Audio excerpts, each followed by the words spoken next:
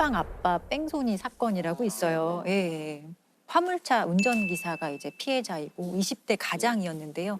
부인이 이렇게 임신한 상태로 교원 임용 시험을 준비 중이었고 이 부인을 되게 성실하게 뒷바라지하는 이제 20대 가장이었거든요. 근데 이 화물차 운전기사가 뺑소니 사고를 당한 거예요. 깜깜한 새벽, 한 손에 봉투를 든 남자가 걸어갑니다. 흰색 승용차 한 대가 인근을 지나가고 잠시 뒤 차에 치여 숨진 채 발견된 29살 강 씨. 화물차 운전 일을 마치고 집에 가다 뺑소니 사고를 당한 겁니다. 최근 아내와 결혼해 석 달 뒤면 태어날 딸을 기다리던 예비 아빠였습니다.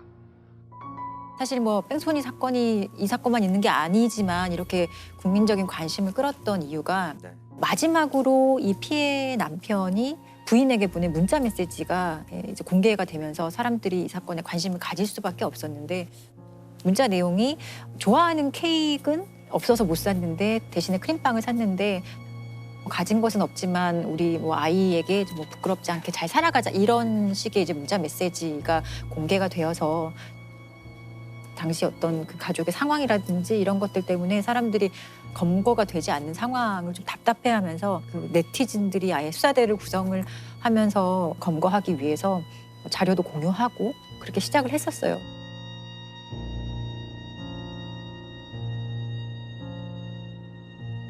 사실 뺑소니 사건은 초기에 해결 못하면 조금 장기화되는 경향이 있는데 이 사건도 나중에 좀 확인을 해보니 경찰이 뭐 4명이 사실 처음에 수사를 맡았었지만 실제로는 1명의 경찰이 사건을 담당하고 있었고 초기에 뭐 특정 차를 가해자의 차량이라고 특정까지 했어요. 그리고 언론에 공개까지 했었는데 결국에 엉뚱한 차량을 또 가해 차량으로 지목을 해서 잘못된 특정을 했던 것도 있거든요.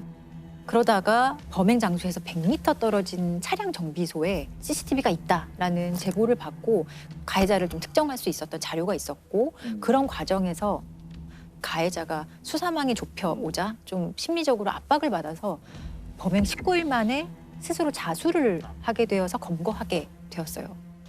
사건 발생 19일 만에 피의자 38살 허모 씨가 자수했습니다.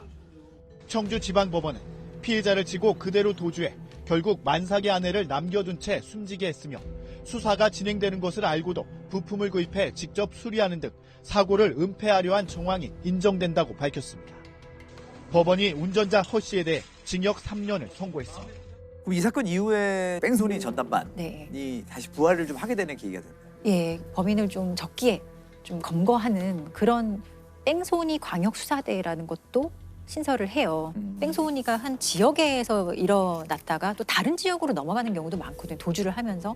그래서 다른 지역을 관할하는 경찰서끼리 사실 협업해야 되고 공조해야 될 일이 많아지기 때문에 관할 상관없이 아주 수사 공조 체계가 긴밀해진 것 같더라고요.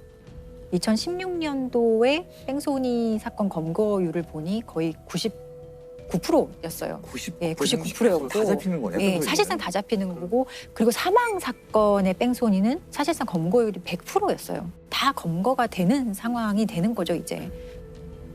또 하나의 문제가 있는데 바로 사망사고 보험금 문제였어요. 재작년에 있었던 사건인데 을왕리에서 치킨 배달을 하는 이제 50대 가장이 만취한 차량에 찌어서 사망하게 한 사건이 있어요. 인천 을왕리 해수욕장. 배달 일을 하던 50대 치킨집 사장이 승용차에 치여 숨졌습니다. 가해 운전자와 동승자는 둘 다 술에 취한 상태였습니다. 사고로 인한 운전자와 동승자는 차에서 내리질 않습니다. 구급차가 도착하고 심폐소생술이 진행되자 그제서야 남녀가 화면에 포착됩니다.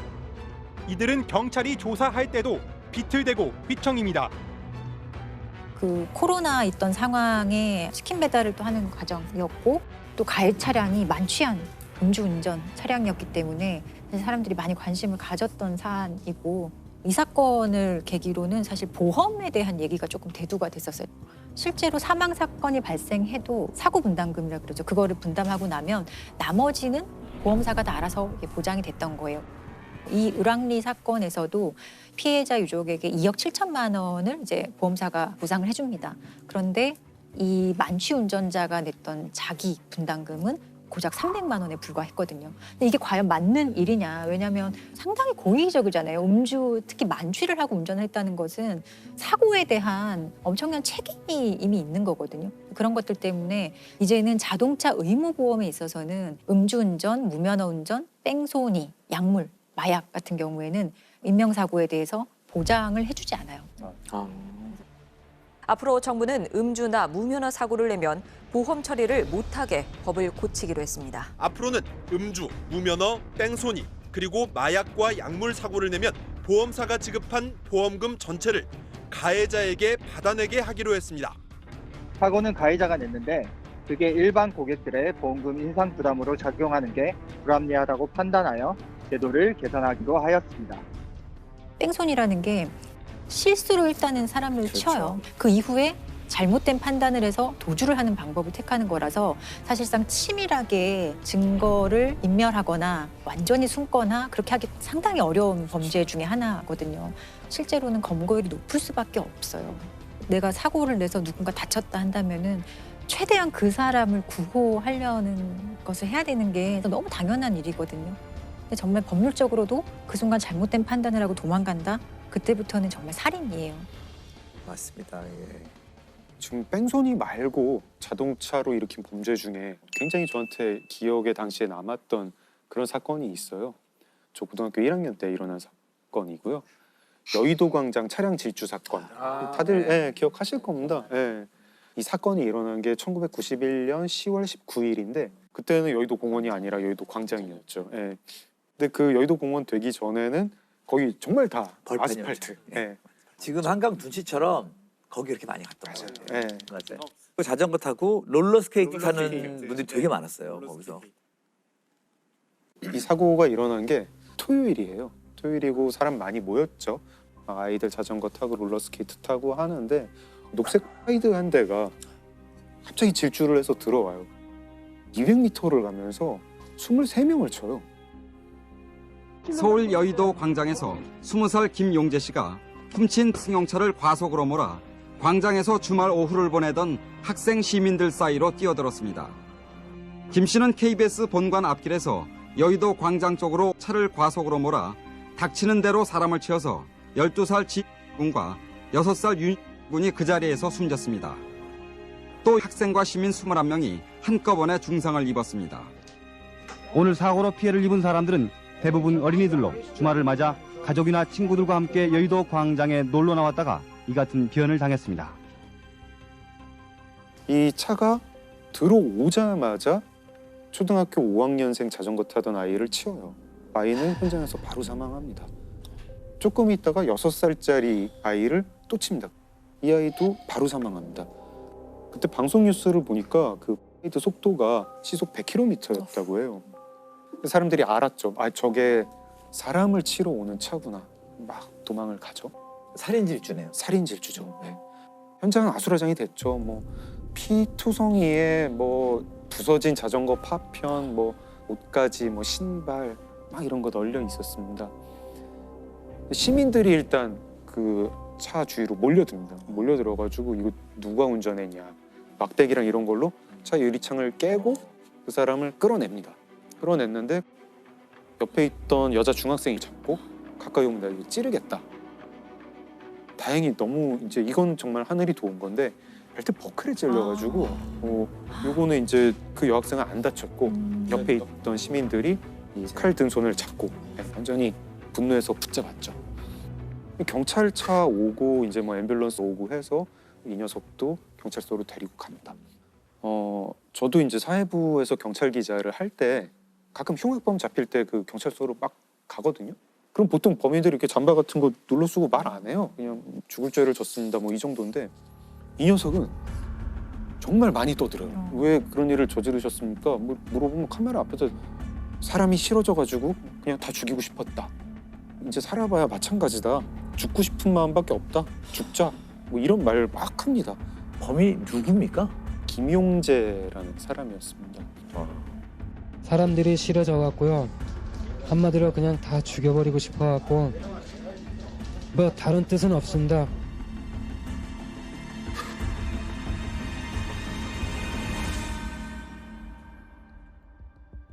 좀 불행한 삶을 살긴 살았어요. 되게 눈이 안 좋아가지고 거의 약시였는데 안경 살 돈이 없어가지고 안경도 못 끼는 그런 정도의 경제 수준이었습니다. 이제 그렇게 눈이 나쁘니까 운전면허도 없었어요. 무면허로 지금 무면허. 그 차도 훔친 차였고요. 세차장, 나이트클럽, 뭐 인형공장, 중국집 이런 데서 일을 하는데 눈이 너무 나쁘니까 자꾸 실수를 해요. 그러니까 금방 잘리고 계속 울분에 찬 삶을 살았던 거죠. 텔레비전을 보는데 여의도 광장이 나오는 거예요. 그걸 보면서 나는 불행한데 너희들은 행복한 것 같고 너희들도 상처받았으면 좋겠다, 나처럼. 그래서 그렇게 살인 질주를 해요. 카메라 앞에다 대고 나는 어차피 이 세상 이제 살아봐야 마찬가지다. 죽고 싶은 마음밖에 없다. 뭐 유전무죄, 무전유죄. 그 당시에 한창 유행했던 그런 말 쓰고 뭐 유전무죄, 무전유죄라는 말이 이런 놈이 쓸 말은 아니죠. 김용재 같은 사람이 쓸 말은 아니고 자기가 치워 죽인 어린이들은 뭐 무슨 죄가 있었나 이런 생각을 하게 되는데 김용재는 사형 판결을 받았고요. 그리고 사형이 집행이 됩니다. 이 사람은 30살이 되기 전에 사형으로 삶을 마감했습니다.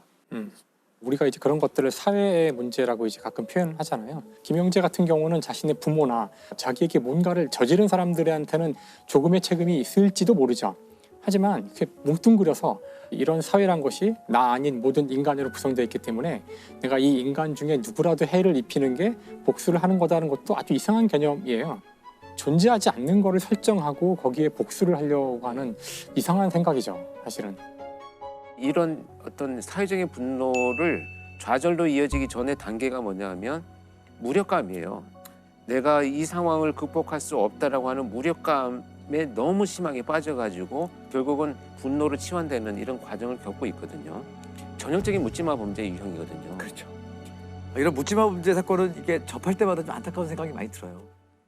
강도와 성폭행과 살인이 한꺼번에 일어난 용인 택시 연쇄 강도 살인 사건으로 보도가 된 사건입니다. 2002년 4월에 김경훈이라고 하는 소위 이제 주범인데요. 28살이었었고 같이 범행을 저지른 공범은 허재필이라는 자였었는데 24살이었습니다.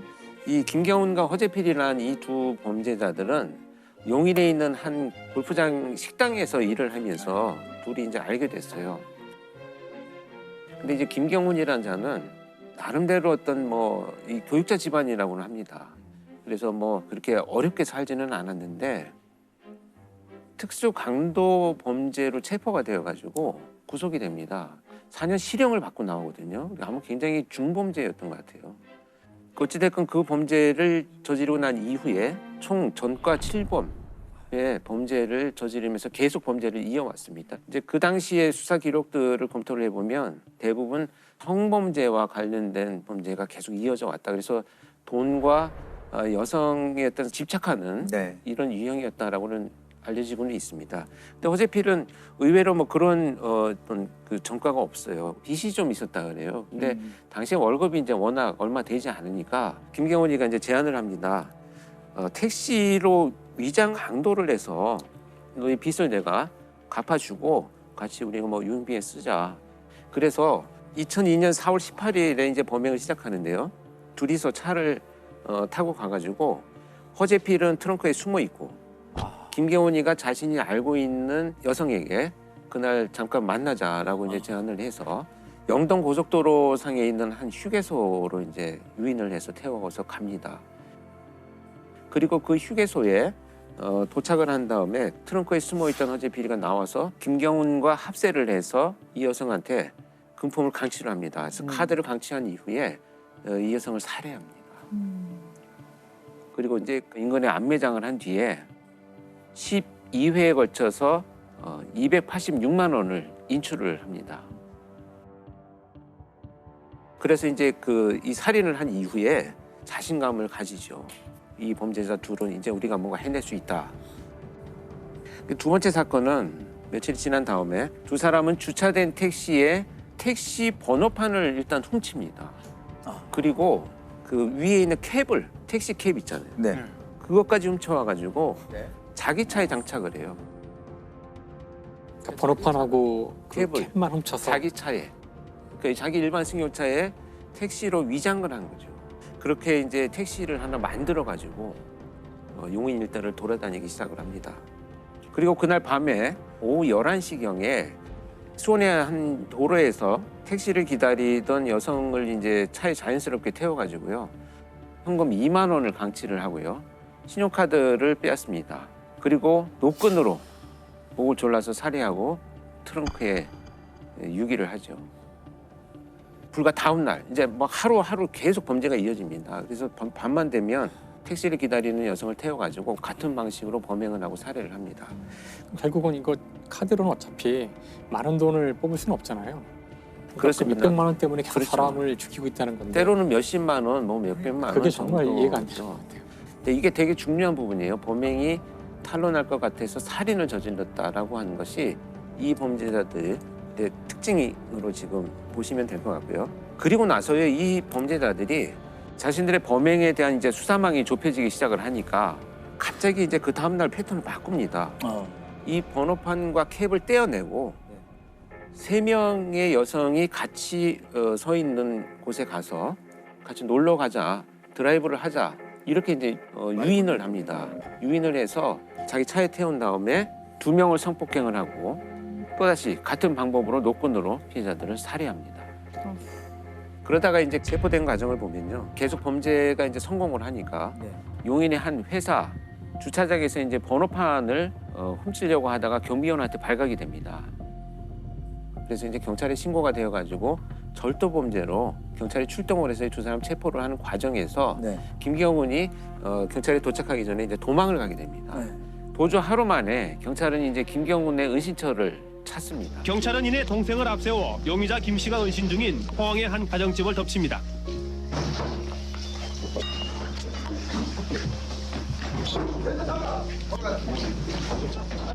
방 안에 숨어있던 용의자 김 씨는 경찰이 들이닥치자마자 바로 자결을 시도합니다. 용의자 김 씨는 병원으로 옮겨졌으나 오늘 오후 6시쯤 끝내 숨졌습니다. 그래서 그 사실은 체포될 당시에 경찰이 정말 놀랬다 그래요. 저는 이제 투입되지는 않았었는데 차에 그냥 시신들이 이렇게 포개돼 있었죠. 뒷좌석하고 뒷좌석과 트렁크에 그냥 뭐 이렇게 그냥 마치 짐짝처럼. 어떻게 싣고 다니지? 그러니까. 그래서 시신을 싣고 다닌 차량으로 굉장히 유명했던 이런 사건입니다. 결국 이 두 사람은 단 11일 동안 여성 6명을 살해하고 그들이 뺏은 돈은 단 520여만 원에 불과했다고 합니다. 연쇄 살인범 허재필은 경찰에서 쓴 자술서에 잡히지 않았다면 계속 사람을 죽였을 것이라고 썼습니다. 허재필은 이 자술서를 쓰면서 끝내 회한의 눈물을 흘리며 용서를 빌었지만 용서받기엔 그의 범죄가 너무 중하고 큽니다. 허재필은 체포가 되어가지고 사형 선고를 받고 현재도 수감 중에 있습니다. 근데 사형수로 지금 현재까지 수감을 하고 있는 거죠. 아니, 살인전과가 없었던 두 범인이 어떻게 첫 범행부터 이렇게 다양한 살인의 강도에 의아하거든요. 그렇죠. 저도 이 질문 되게 많이 받거든요. 그런 일들은 사실 많이 일어납니다. 근데 이들이 갖고 있는 소위 목표는 자신이 원하는 어떤 목표를 이루기 위해서는 이것을 좀 도구처럼 쓴다는 건데 사이코패스들하고 좀 다른 의미를 갖고 있어요. 여기에서 우리가 어떤 걸 주목해야 되냐면 택시 연쇄 강도 살인 사건의 본질은 금품 감취의 목적인 강도 범죄를 이어나가기 위해서는 어떻게든 증거가 인멸되어야 되고 증거 인멸의 방식은 성폭행을 하는 것이고 신고하면 결국 너만 손해다. 가족들이나 남편 또 다른 사람들이 알게 되면 이런 이제 신고되지 않는 범죄들이 훨씬 많고요. 정확한 내용을 파악하기도 어려운 한계들이 있습니다. 신고율이 거의 10% 넘어가는 통계가 잘 없어요, 실제로. 전체 사건 중에 10%를 잡아도 아주 많이 잡는 통계고.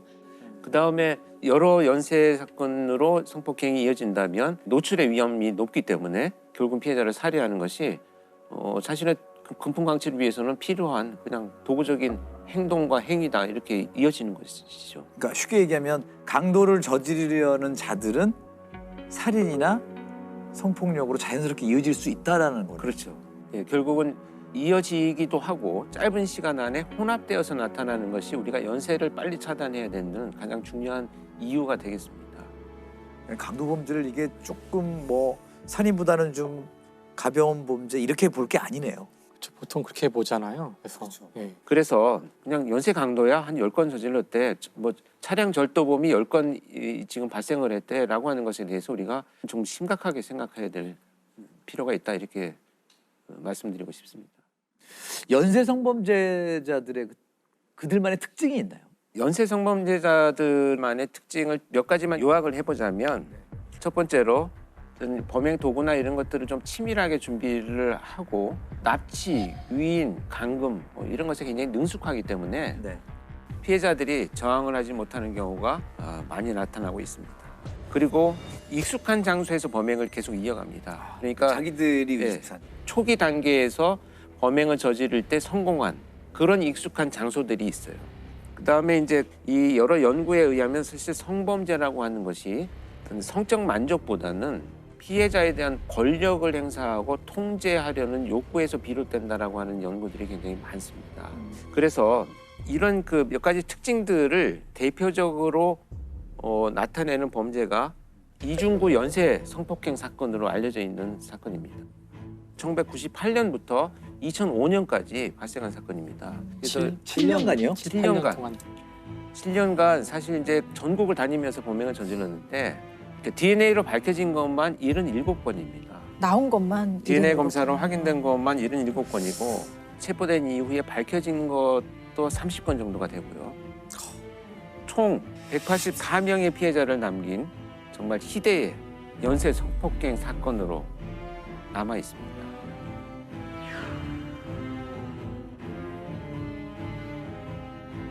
이 이중구는 택시 기사였었어요. 그런데 범행이 처음 발생한 발단이 뭐였었냐면, 어떤 여성이 밤늦게 자기 차를 탔는데 돌아왔다라는 이유로 차량 내에다가 택시비를 던져주고 갔다는 거예요. 이건 뭐 본인이 주장하는 겁니다. 그러다 보니까 이제 화가 나서 그 여성이 들어가는 집을 기다리고 있다가 나중에 침입을 했어요. 침입을 했더니 그 여성이 혼자 있어서 자기가 성폭행을 저질렀다라고 이렇게 주장을 합니다.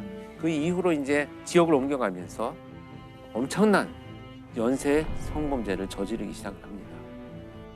주로 젊은 여성들이 많이 살고 있는 대전의 한 원룸촌입니다. 지난 10년간 이 지역에서만 100여 건의 성폭행이 신고돼 여성들의 불안감이 계속되었습니다. 답답하죠. 왜 못 잡을까? 빨리 잡혔으면 하는 바람이죠. 피해자 수도 굉장히 충격적이고 수법도 굉장히 지능적이고 잔인하다고 들었거든요. 정말 이런 연쇄 범죄가 성폭행을 목적으로 한 범죄인데, 이 성폭행이 첫 번째 범죄를 자기가 진술한 것처럼 화풀이를 했다라고 하는 이 진술이 되게 중요한 부분이거든요. 그러니까 성폭행을 통해서 피해자가 정말 회복될 수 없는 끔찍한 일을 당하고 있는 이런 어떤 고통스러운 모습, 여기에서 아마 굉장히 큰 자극이 된 것으로 판단이 됩니다. 그러다 보니까 범행이 이어져가는 수법도 굉장히 지능적이었고 잔혹했습니다. 범행 초기엔 주로 원룸에 혼자 사는 여자들이 대상이었습니다. 늦은 밤 귀가하는 여성을 따라 들어가거나 아예 가스 배관 등을 타고 미리 들어가 여성이 귀가하길 기다렸다가 성폭행하는 식이었습니다. 이후 발발이의 범행은 갈수록 점점 더 대담해졌습니다. 같은 장소에서 여러 명의 여성을 동시에 성폭행한 경우도 여러 차례 있었습니다. 심지어 한 번 성폭행한 여성을 다시 찾아가 또 성폭행한 경우도 있었습니다. 7년 동안 그 수많은 피해자들 중에 몇몇은 경찰에 신고했을 것 같은데 그런 건 없었나요? 경찰에 신고를 당연히 했죠. 신고를 해서 경찰이 수사를 했는데, 이 당시에 저도 사실 그 현직에 제가 있었을 때인데 계속되는 범행이 이어지니 지방에 있는데 이런 범죄의 패턴에 대해서 이제 음성 의뢰를 받았었는데, 그 당시에 몇 건의 신고된 피해자들은 전부 성폭행이 일어나고 난 이후에 몇 시간 동안을 씻게 만들었어요. 그래서 현장에서 증거물 확보가 뭐 불가능했었죠. 피해자들이 그러고 나니까 신고를 해도 불가능하겠다라고. 체포가 불가능하겠다라고 포기하는 부분들도 많이 있었고요. 그러나 이제 뭐 증거가 나중에 나오긴 했습니다만 이 연쇄성폭행 이중구의 이런 범죄 유형이야말로 우리가 생각하는 어떤 테러와 같은 정말 성범죄죠. 이런 끔찍한 범죄 행각을 좀 끊지 못했던 이 심리가 뭘까요? 이런 범죄를 저지르는 자들이 마치 이제 중독이라고 표현하는 이 뇌 기능의 변화를 같이 일으킵니다. 그러니까 예를 들면 내가 사람들한테 늘 모멸과 멸시를 받아왔다라고 생각하는 이런 왜곡된 주관적인 어떤 감정, 이런 것들을 이제 누군가를 지배함으로 해서 회복한다라고 하는 이런 그 감정으로 연결됐을 가능성이 굉장히 높다고 보고요.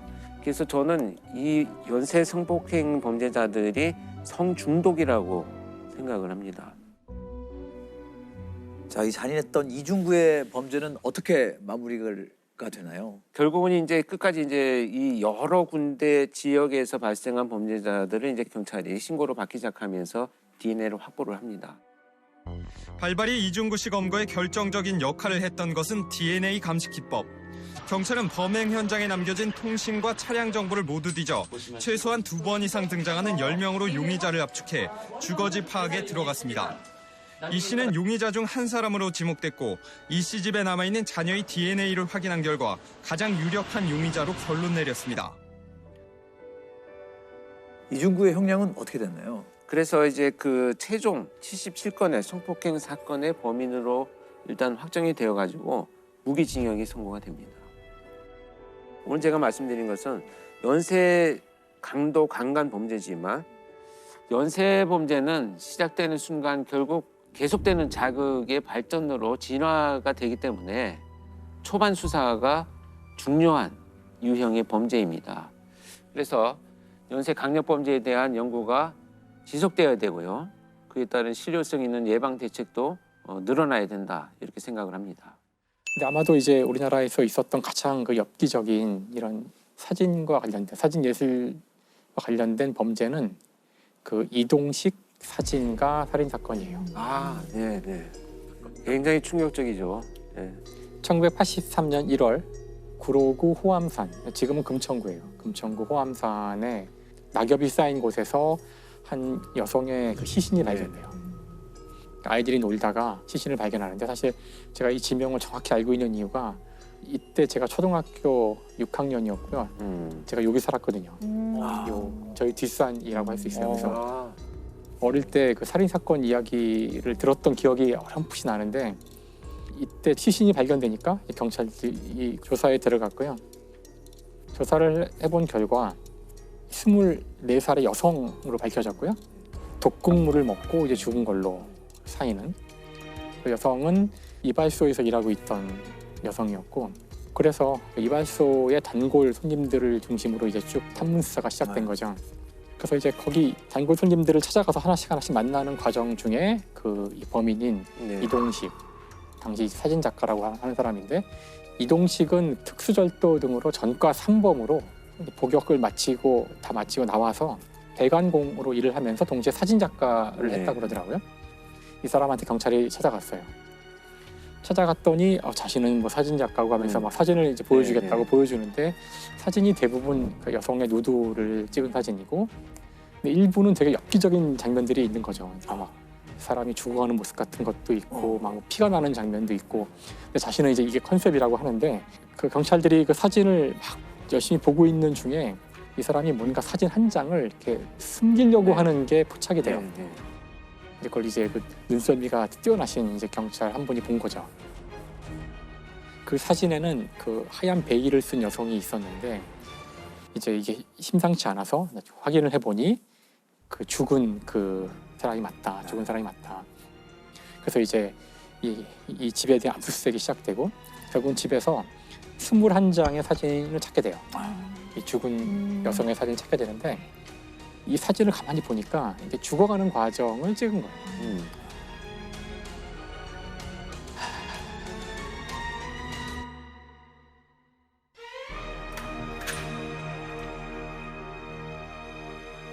이동식은 사건이 일어난 1982년에 이발소에서 이 희생된 여성을 만나서 내 모델을 해달라고, 모델을 해주면 내가 유명하게 만들어줄게 해서 잘 유혹을 해가지고 산에 데리고 가서 사진을 찍은 거죠.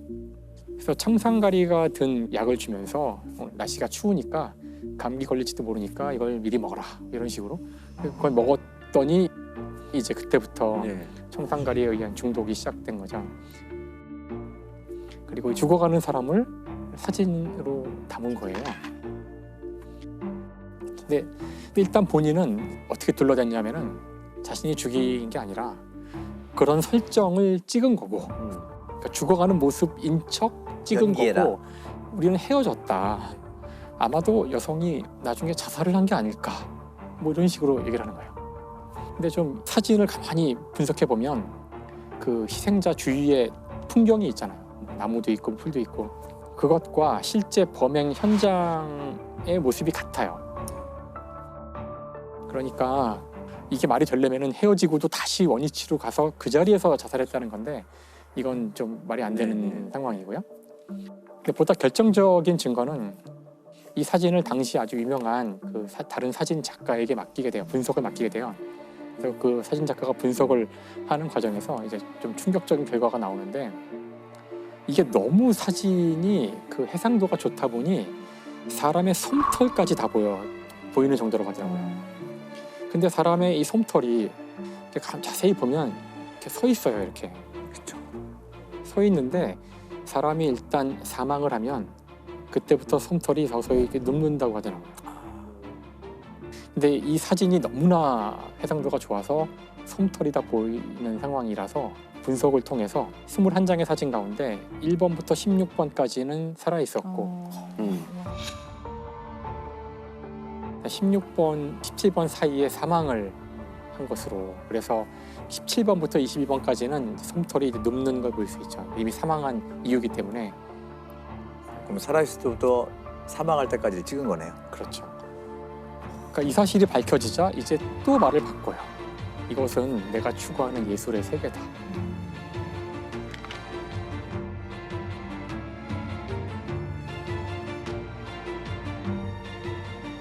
사실 말도 안 되는 변명을 하는 거죠. 살인자죠. 그렇죠.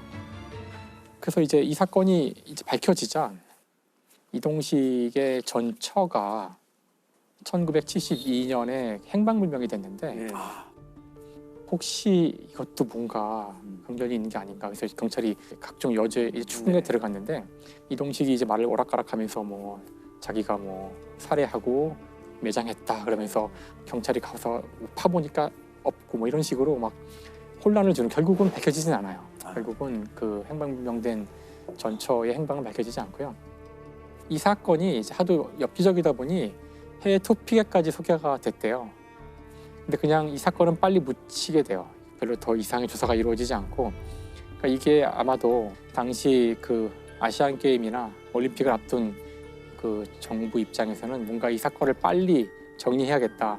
그래서 더 이상 조사를 하지 않고 빨리 종결을 시키고 재판도 빨리 진행되게 됩니다.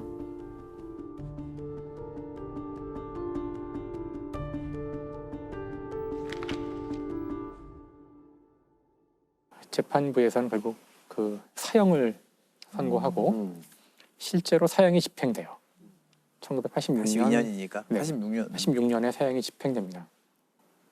권영 쌤도 이 사건 들으신 적 있다고? 예, 저는 이제 나중에 그 이 케이스 스터디하는 과정에서 이 사건을 알게 됐는데요. 굉장히 충격적이었고 그렇게 된 배경이 있어요. 이 범죄자는 처음에 그 자기가 사진으로 인정받았을 때 그 사진이 굉장히 끔찍한 사진이었어요. 처음에 막 닭을 죽이고 막 닭에 피가 물 막 뿌리고 뭐 그런 사진들 가지고 그러니까 그 끔찍한 사진을 전시회에 보냈는데 그 당시만 해도 굉장히 그런 충격적이고 뭔가 예술의 어떤 의미가 있다라고 판단을 했던 것 같아요. 제가 나중에 이제 그 분석을 해본 바로는 이 사람이 살아온 성장 배경 중에서 무언가 공식적으로 사회로부터 인정받는 게 그게 첫 번째의 어떤 계기가 됐거든요. 그래서 뭔가 그런 장면들로 인해서 자기가 계속 인정받는다라는 것이 과도하게 그렇게 범죄로 이어졌다 이렇게 보고 있습니다. 근데 이 사람은 어떤 이유였건 간에 자기가 하고 있는 것을 예술행위가 아니죠. 그러니까 살인이고. 살인이죠. 뭐 어떻게, 예. 너무 명확한 살인 범죄고 그렇습니다. 내가 했던 거는 범죄라기보다는 예술 행위이기 때문에 일종의 그 형법상 정당 행위다라는 주장을 많이 하는데 그런 식의 주장이 정말로 예술을 모독하는 행위거든요. 그 재판부에서 이렇게 얘기를 했네요. 인간의 생명은 예술 창작이라는 명목하에 그 도구나 수단으로 삼을 수 없다. 네. 그러면서 사형을 선고한 거죠. 예술이 어디까지인지는 아무도 이제 알 수 없지만, 그렇죠? 언제나 그 논쟁이 있지만 사람의 생명을 그 도구로 했을 때에는 그건 용서받을 수 없다는 거는 넘을 수 없는 선인 것 같아요. 이 사건의 경우는 사진을 찍는 것이 이 사람은 이제 범죄였던 거고, 사진이란 것은 사실 그 순간의 모든 것을 한꺼번에 담기 때문에 찍는 사람의 의도대로 담기진 않아요. 그래서 또 그 범죄를 밝힐 때 사진이 이제 중요한 역할을 했던 것이죠.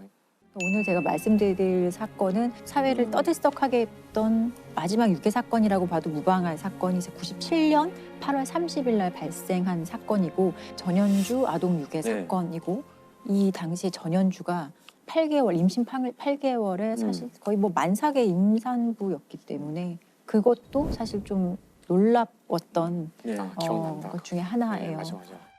초등학교 여학생을 유괴한 20대 여자가 몸값으로 2천만 원을 요구하고 있습니다. 서울 서초구 잠원동의 한 영어학원. 수업을 마치고 나오던 초등학교 2학년 박대양이 20대 여자에게 유괴됐습니다. 사건은 서울 서초구에서 이제 영어 수업을 마치고 귀가를 해야 하던 아이가 돌아오지 않아요. 그래서 엄마가 막 찾다가 친구들한테 물어보니 어떤 젊은 여성이랑 함께 갔다라는 얘기를 듣고 엄마가 바로 이거는 유괴라고 생각을 해서 경찰에 바로 신고를 합니다. 경찰에 신고를 하고 나서 이제 경찰들이 집에 찾아와서 그 뭐 전화기나 이런 데에 다 그 위치 추적할 수 있는 그런 장치들도 달고 일단은 이 유괴범의 전화가 오기를 기다리거든요. 그러니까 실종 3시간 만에 이제 첫 번째 전화가 옵니다. 여보세요? 잘 있어요.